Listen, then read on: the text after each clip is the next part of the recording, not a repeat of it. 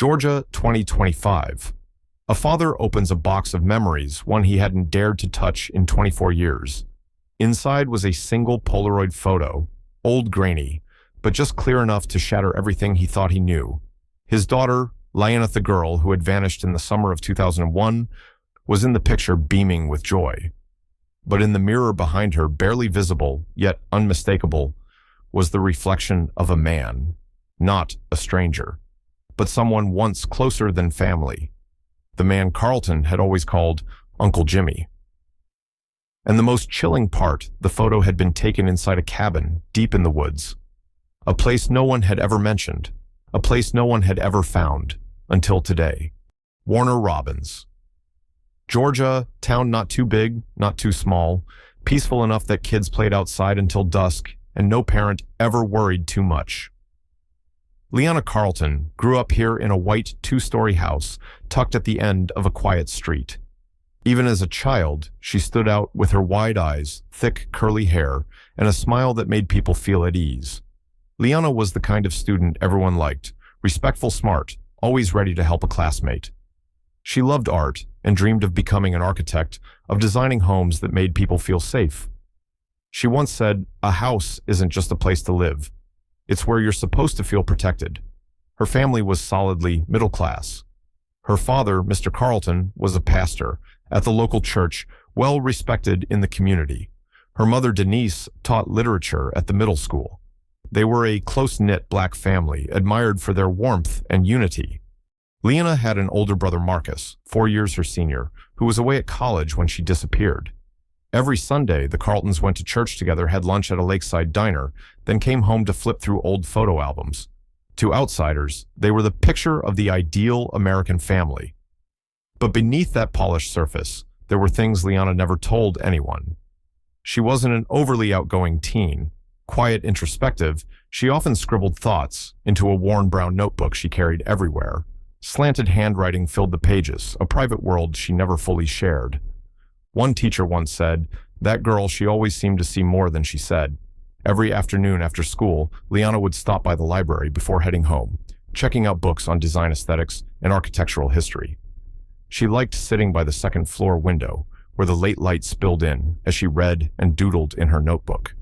But sometimes her mother noticed Liana staring outside, locked in thought, watching something or someone. Once Marcus recalled seeing Liana startled after finding a folded paper slipped through the door slot. When he asked about it, she gave a small smile and said it was a classmate's mistake. He didn't push, but he never forgot the flicker of panic in her eyes.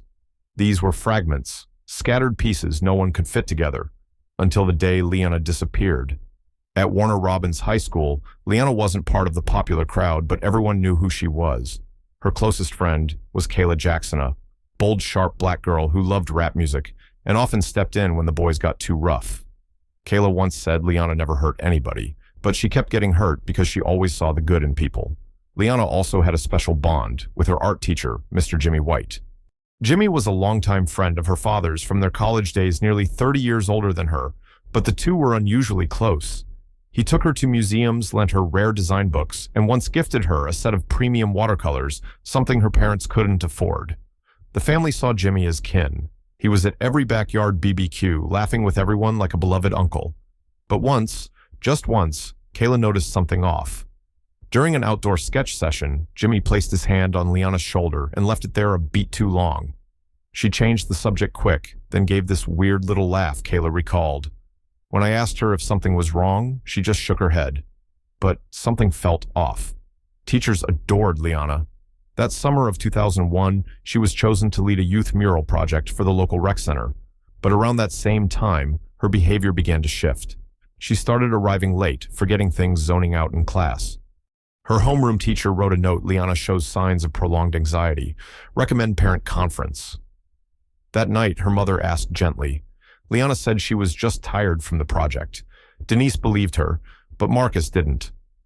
During a visit home, he found Liana crying alone in her room, clutching a crumpled piece of paper.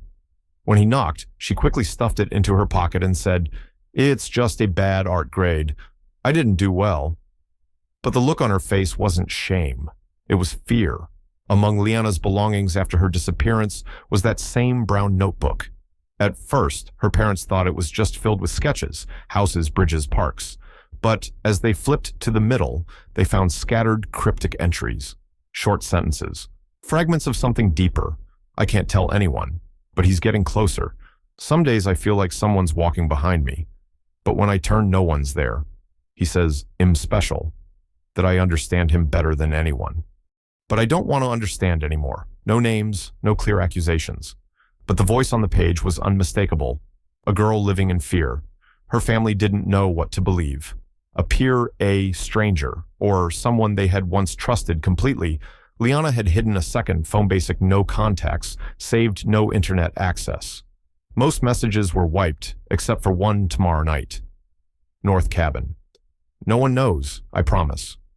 North Cabin. The phrase made Mr. Carlton's skin crawl. He remembered, deep in the northern woods, there had once been an old family retreat, abandoned since the late 80s. A place no one spoke of anymore, except that one time during dinner when Liana had quietly asked, "Did we ever go to a cabin in the woods when I was little?" They hadn't answered clearly. But someone had reminded her. The final page in her notebook was incomplete. The ink, faint, smudged as if written in haste. I'm going to try to say no. If he gets angry, at least he'll know it wasn't my fault. That was the last thing she ever wrote. After June 14th, 2001, no one ever saw Liana Carlton again. June 14th, 2001. A sweltering summer day in Georgia. Just another Thursday. Liana woke up early, had breakfast with her parents like she always did. Denise remembered clearly. Her daughter wore an ivory t-shirt and light jeans, a simple outfit she often chose for outdoor painting sessions. Liana left home at 9 a.m., riding her bike to the community center to work on a mural for her summer youth project. According to her schedule, she'd be there until noon, then stop by the library to return a few books before heading home for lunch. Her mom had reminded her to bring water. It was going to be hot, but Liana just smiled and said, "We'll be back before the heat really kicks in." That was the last time they ever saw her. Police would later confirm Liana arrived at the center that morning. Surveillance footage showed her at 9:28 a.m. painting, alongside two classmates, Kayla and Marcus T., until about 11:45. She told them she planned to swing by the library and then head home. But Liana never made it back. By 1:30 p.m., Denise was getting anxious. Liana wasn't the kind of girl to go anywhere without telling someone. She called the library's landline, but no one had seen her.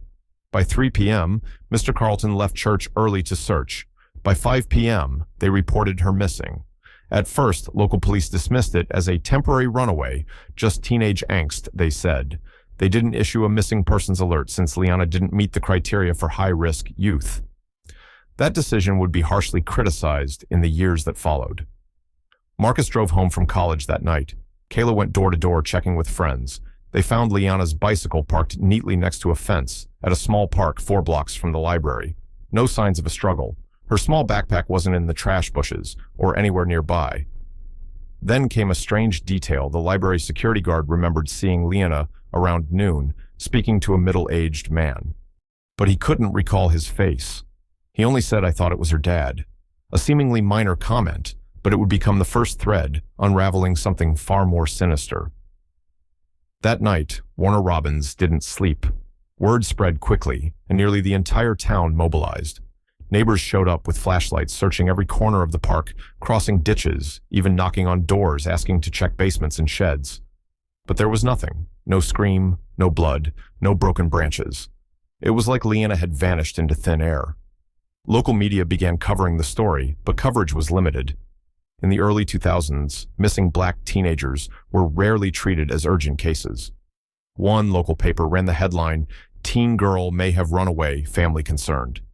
Mr. Carlton was furious. "My daughter doesn't run off without telling us. That's not who she is. If the police won't take this seriously, we'll find her ourselves."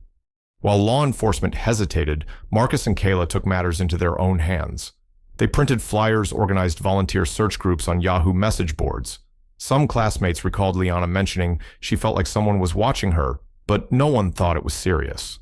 On day 3, a landscaper in the northern suburbs reported seeing a girl who looked like Liana, walking near the forests, edged close to the path that led toward the old cabins. But police didn't treat that area as significant, so no team was sent to search the woods. Mr. Carlton and Marcus went themselves. The dirt path was overgrown, blocked by fallen branches, and brushed no clear entry. If Liana came this way, Marcus noted there's no way she got far without leaving a trace. What they didn't know, what no one knew, was that an abandoned cabin once owned by Jimmy White's family still stood, less than 2 miles from where they turned back. For the first 2 weeks, theories came and went: a runaway, an accident, a random abduction. But there was no evidence for anything, and slowly, without leads, police began to lose interest. By day 16, the case was officially classified as missing under unknown circumstances. Liana Carlton slipped into the file SAS if she'd never existed, but the Carltons never gave up. Every year on June 14th, they held a prayer service at their church, where Mr. Carlton still preached. They never called it a memorial. They called it a day of remembrance. Reminder that Liana was still out there somewhere. Denise wrote hundreds of handwritten letters to schools, churches, gas stations, police stations across the southern U.S., anywhere a 17-year-old girl might show up. Marcus, after graduating with a tech degree, built a website archiving everything they knew about Liana, hoping someone somewhere might recognize her. In 2008, a homeless woman in Alabama claimed she'd seen a girl just like Liana working at a gas station. The Carltons drove there immediately, but by the time they arrived, the girl was gone. No security footage had been saved. No one knew who she was. In 2012, Kayla, now a local journalist, launched a podcast titled Liana the Girl Who Disappeared Twice. In it, she publicly questioned Jimmy White, who had suddenly moved to Jacksonville, Florida, right after the disappearance and had barely spoken to anyone in town since. Kayla said, "I have no proof, but I have a feeling. Someone was too close, and someone left too fast." The podcast gained traction in small circles, catching the attention of a young detective, Regina Moore, recently reassigned to her old hometown in 2025. Regina had once been a student of Denise's. She had grown up with the story of Liana's disappearance. When she listened to the podcast, she felt that something had been overlooked. Just 1 week after Regina began reviewing the case file, Mr. Carlton stumbled upon an old shoebox in his closet. Inside, a Polaroid photo. In the picture, Liana smiling nervously, standing in front of a mirror, and in the reflection behind her, a man's silhouette. Familiar. A wooden cabin, dim lighting, red-striped curtains, and a wall clock, the very same one Mr. Carlton had gifted Jimmy White many years before. After 24 years, that photo said what everyone else had missed. Liana didn't just vanish. She was taken to a place no one dared believe existed. The moment Regina Moore saw the photo, she knew this wasn't just a memory, it was evidence. She immediately filed to reopen the case and began re-interviewing everyone connected to Liana's disappearance. But what stunned her most was what wasn't in the file. No security footage from the library, no official statement from Jimmy White, no documented confrontation between witnesses and the family. Regina met with Kayla, who, despite the years, still kept everything: notes, emails, and journal entries related to Liana. That's when Regina discovered something chilling. A few weeks before she vanished, Liana had written Kayla a letter on she never sent. In it, she wrote, "I feel like someone knows too much about me, and it doesn't feel safe anymore."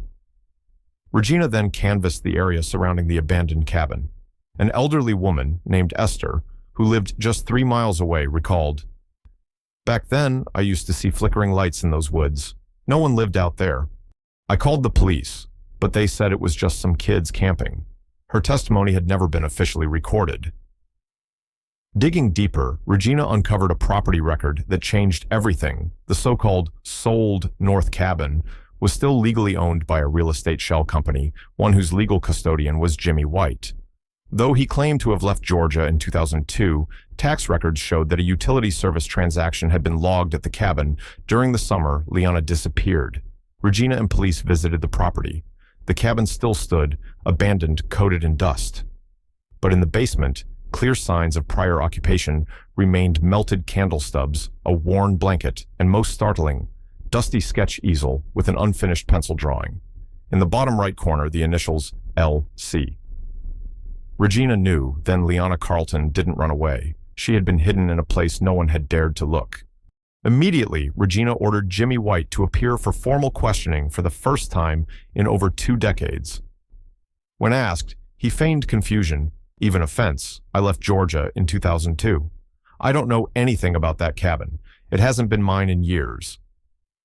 But when Regina laid down the legal paperwork, clearly showing the property was still under his affiliated company, his tone shifted. Maybe I forgot to sign something, but I've never been back. Regina said nothing. She simply placed the Polaroid photo in front of him, the one with Liana smiling before a mirror and his reflection behind her. Jimmy went pale. His hands trembled as he held the picture. For a moment he couldn't speak. Finally he muttered, "This is fake. It's doctored. Someone's trying to ruin me." Regina authorized a search of his property and storage units. In a warehouse in Jacksonville, investigators found a sealed cardboard box. Inside were items believed to belong to Liana, a sketchbook, a hair clip engraved with the letter L, and fabric matching the striped curtains from the cabin. Forensics confirmed DNA on the clip matched Denise's hair samples, but these were still circumstantial. To strengthen the case, Regina revisited the 2001 library surveillance archive recovered under internal security retention protocols.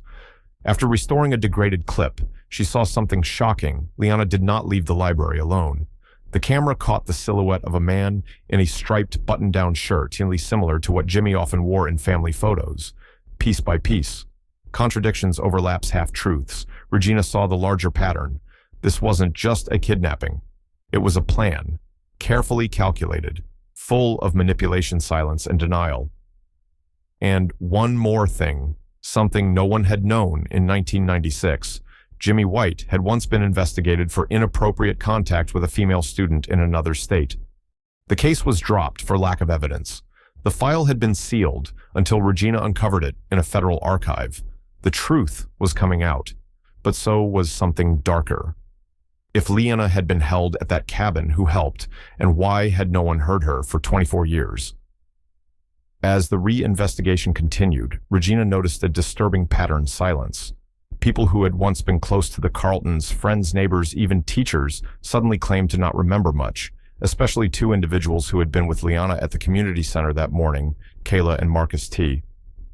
Marcus T., who had sketched alongside her that day, had since moved to Atlanta and avoided discussing the past. When Regina reached out, he reluctantly admitted.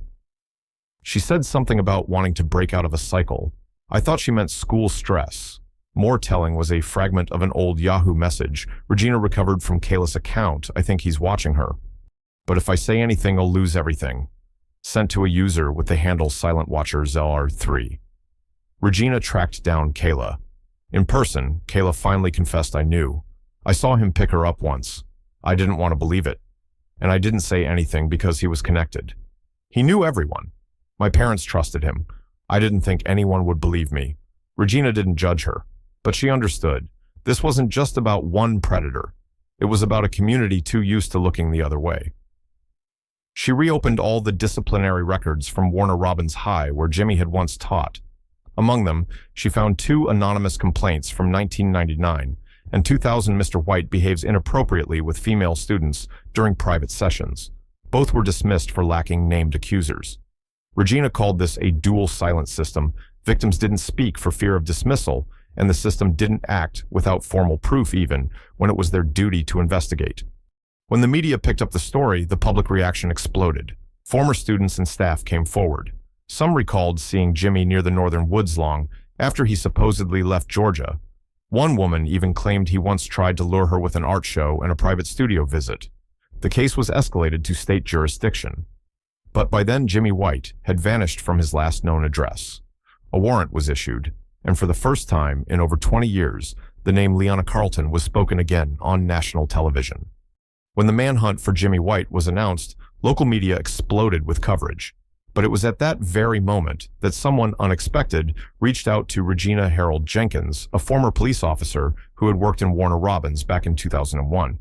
Harold said, "I'm no longer on the force, but Liana's case has haunted me for years. There was something odd I noticed back then, but I was told by my superiors to let it go." He recalled on the day Liana went missing, a man walked into the station and filed a report claiming he saw a young girl being forced into a green pickup truck, the location just 2 blocks from the park where Liana's bicycle was found. The time, around 12:15 p.m., roughly 30 minutes after she left the community center. Strangely, there was no official record of that report in the case file. Harold said he was pulled from his shift shortly after submitting a memo about the incident. When I asked why my supervisor just said it's unrelated, don't stir things up, things. Regina started cross-checking registered green pickup trucks in the area from 2001. One of them belonged to a man named Melvin Brooks, who used to work as an assistant administrator at Liana's school. He left the job in 2002 and moved to another state. What caught Regina's attention? Melvin had previously faced a civil lawsuit in 1997 for inappropriate behavior toward a student, but the case had been quietly settled out of court. That's when Regina began to suspect that Jimmy White might not have acted alone. Instead, there could be an entire network of men with minor positions of power covering for one another. She began calling it the Circle O' Ring, of men operating in the shadows, possibly using the North Cabin as a holding site for victims. But there was no direct evidence yet, only loose threads waiting to be connected. Then came the phone call that changed everything. A woman, voice shaking, dialed the hotline Regina had set up for tips. "You don't know me." But I was there. I heard a girl crying. From the cabin. I kept something. A letter. She passed it to me through a crack in the wall when I brought food. Regina froze. The woman agreed to mail the letter. 3 days later, it arrived. The paper was yellowed with time, the handwriting faint and shaky. "Please, someone help me. My name is Liana Carlton. I don't know where I am. Someone promised they'd take me home, but every time I ask to leave, they lock the door. I hear others, but no one speaks. If anyone finds this, please tell my mom I'm still alive." It was Liana's handwriting. There was no mistaking it. After confirming the letter's authenticity, Regina deepened her investigation into the anonymous caller. Using call tracing techniques, she tracked the call to a public phone near Macon Rowley, 60 miles from Warner Robins. Nearby surveillance footage showed a middle-aged woman in a wide-brimmed hat with a slight limp. After cross-referencing multiple sources, Regina identified her Sharon Douglas, a former cook at a private nursing facility in the woods shut down in 2003. Her records showed she had once been arrested for a minor drug offense and had since lost contact with her family. When found, Sharon was living in a dilapidated trailer. She was hesitant at first, but when Regina showed her Liana's photo, she broke down in tears. "That girl, I saw her, not once, but for nearly 2 years. Every morning, I was assigned to bring food to a side cabino. One was supposed to ask why. I thought it was for staff on night shift. But one day, I heard crying, and I saw a small hand slip through the crack in the door. Sharon said she was threatened into silence. Once she was beaten and had a rib broken after she questioned the girl's presence. From that moment, she stayed quiet until the Jimmy White news broke." Regina asked, "Do you remember who else was around the cabin?" Sharon answered slowly. "There was one man, slanted eyes, prematurely gray hair, always wore a big wristwatch. Others called him Ray. I never forgot his face." That clue led Regina to an old name, Raymond Hilla, former lead technician at Warner Robins High who worked closely with Jimmy and Melvin. He'd dropped out of the system in 2005, current whereabouts unknown. Suddenly, everything began to fit. A quiet network of men who had access authority and the ability to manipulate information hiding in plain sight under the cover of a small town. And that cabin wasn't just a prison. It was the center of something much more sinister. Regina began to dig into Raymond Hill's records. In the late 1990s and early 2000s, he was listed as head of maintenance for the security camera systems at both the school and community center, giving him access to all footage and the means to alter or erase it. Once more, Regina pulled up corrupted data files. Most of the recordings from the day Liana disappeared were inaccessible, except for one short clip. A side-angle camera outside the library caught a green pickup truck, stopping for about 3 minutes, then pulling away. The license plate was blurred, but the footage clearly showed a tall, thin man with silvering hair and a bulky watch standing by the passenger door, matching Raymond's description exactly. Meanwhile, Sharon agreed to cooperate further. She revealed that some special deliveries to the cabin didn't go through the main entrance, but through a hatch behind the kitchen. Occasionally, she was told to prepare specific meals not suited for elderly patients. At the time, I thought it was for staff. But then I saw the Meds Strong tranquilizers, the kind you'd never give to seniors. Regina checked the facility's medical supply records and found that between 2001 and 2003, they had ordered large quantities of diazepam. But not a single patient was prescribed it. When she contacted the pharmacist who filled those orders, he confirmed they were picked up by Raymond Hill, listed as maintenance and supplemental medical support. It wasn't enough for charges yet, but Regina had built enough of a case to trigger a federal investigation. She presented it to the FBI as a potential human trafficking or unlawful detainment ring operating within a seemingly normal community for years. Then a few weeks later, an anonymous email arrived in Regina's inbox. Attached were two images. The first, an aerial photo of a wooden cabin deep in the woods with a man standing guard outside. The second, a scanned page from what appeared to be a handwritten log. It read, "LC refused food today. Crying louder. Ray says, sedate." The handwriting was a match for Raymond Hill. This wasn't a theory anymore. This was evidence. As news of Raymond Hill spread, the town of Warner Robins was shaken once again. Many who had known him couldn't believe it. But with those revelations came a surge of new witnesses. Monica, a former part-time nurse at the nursing facility, reached out to Regina. She recalled hearing whispers and screams from the basement of the cabin. When she asked about it, her supervisor dismissed it, saying, "That's a private matter. Doesn't concern you." Monica also remembered something chilling. A young female staff member vanished during a 2002 holiday break. Official records claim she resigned, but no one saw her again. Monica remembered her crying outside the cabin, being pulled away by a man. Regina began to suspect Liana's case wasn't an isolated tragedy. It might be one piece of a larger, more terrifying pattern. A network of victims erased from memory by people in power. Even worse, no one had ever really investigated it. Why? Because the people in charge were friends, colleagues, or associates of Jimmy Raymond or Melvin. The FBI, after reviewing Regina's findings, officially launched a federal investigation project. EchoTow traced the full extent of this hidden network stretching back 3 decades. But then came a devastating curveball. A forensic handwriting analysis by the FBI concluded there was a 70% chance that the desperate letter, thought to be from Liana, wasn't written by her. The media exploded with doubt. Was it all a hoax? A staged conspiracy? Had Liana ever really been found? Mr. Carlton was heartbroken. Kayla was shaken. Regina faced mounting pressure. But something inside her refused to believe it was false. Even if the letter wasn't from Liana's hand, it came from someone real. Someone still trapped or silenced. And whoever orchestrated this wanted investigators to turn back by planting doubt at just the right moment. Haunted by the report, Regina couldn't sleep. That morning, acting on instinct, she returned to the cabin alone. In the basement, she noticed a brick out of place as if it had been removed and reset. A forensic team was called in. Inside the wall, they found a plastic-wrapped mini DV tape, the kind used in early 2000s camcorders. Regina had it restored. The grainy footage played. It was Liana Frail sketching, silently on the wall in charcoal, her eyes filled with exhaustion. A door creaked. She flinched. A man's voice said, "Liana, you're not allowed to do that." The voice matched a past recording of Jimmy White. The video lasted just over 3 minutes, but it confirmed what many had feared. Liana had been held in that cabin, and she was still alive in late 2002. Then on Reddit, a user named Echo Witness 2005 posted, "The letter wasn't written by Liana. It was by another survivor. I know, I was there." Regina reached out. The man Malik revealed he used to do interior repairs in the cabin, under Raymond Hill's orders. Once a girl slipped a note into his pocket. From that day on, he started writing down what he saw. I couldn't tell the cops. I have a record, they'd never believe me. But I kept the notebook for over 20 years. Malik handed over his notes filled with names, schedules, and observations.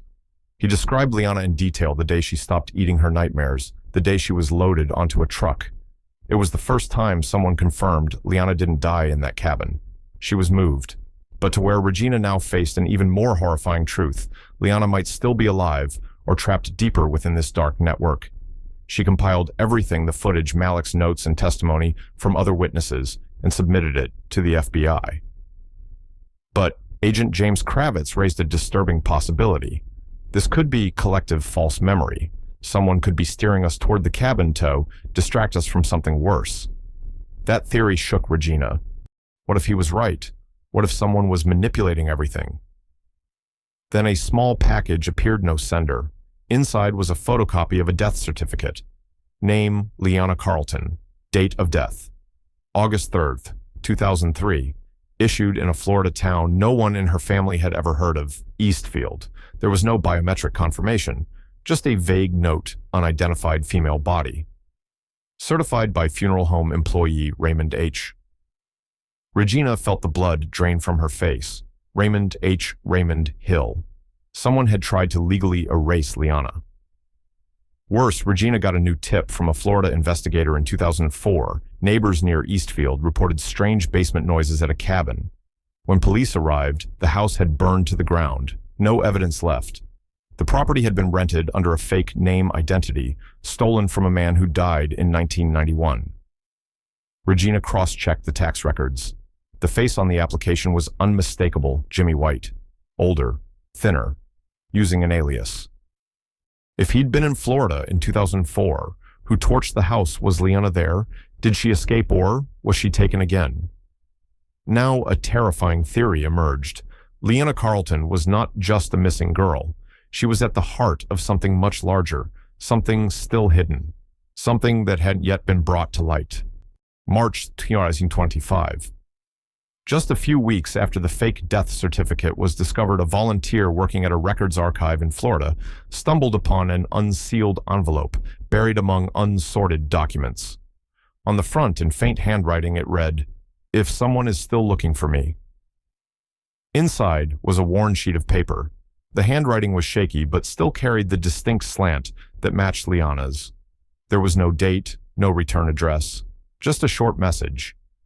"If someone is looking for me. I'm sorry I couldn't wait any longer. I tried to survive, but I wasn't strong enough. If anyone who once loved me is reading this, please know I never forgot my name. I am Liana Carlton. I still remember the sunlight through my bedroom window. And I remember my mom." When Mr. Carlton read the letter, he said nothing. He simply sat there, placed the paper gently in his palm, and pressed it against his chest. His eyes closed like someone who had waited 24 years for an answer, even if it came from the depths of despair. The FBI could not confirm whether the letter was truly written by Liana, but to the Carlton family, it was the final answer. Not because they knew for sure she had passed, but because they knew she had once existed. She had once loved. And she had once fought with everything she had until the very end. Regina Moore, the young investigator, stepped away from the case a few months later. In a podcast interview, she said, "I thought I had reached the end of a maze, but in truth, it was just the entrance. And girls like Liana Thayer, the light that leads the way." A year later in the forest, where the cabin once stood, a small memorial was built. No pictures, just a single line carved in stone for those who vanished but were never forgotten. Liana Carlton may be just one of hundreds, even thousands of names that are never spoken again. But her story reminds us silence is never the answer. Silence feeds the darkness. And truth, even if it comes, late needs someone brave enough to walk toward it. Carry this story with you, not as a mystery, but as a reminder sometimes the only thing that keeps someone alive is when someone still remembers them, still says their name, even if only in a whisper. Because in this world, justice doesn't always come from the courts. Sometimes it comes from memory, from faith, and from our refusal to let someone disappear a second time.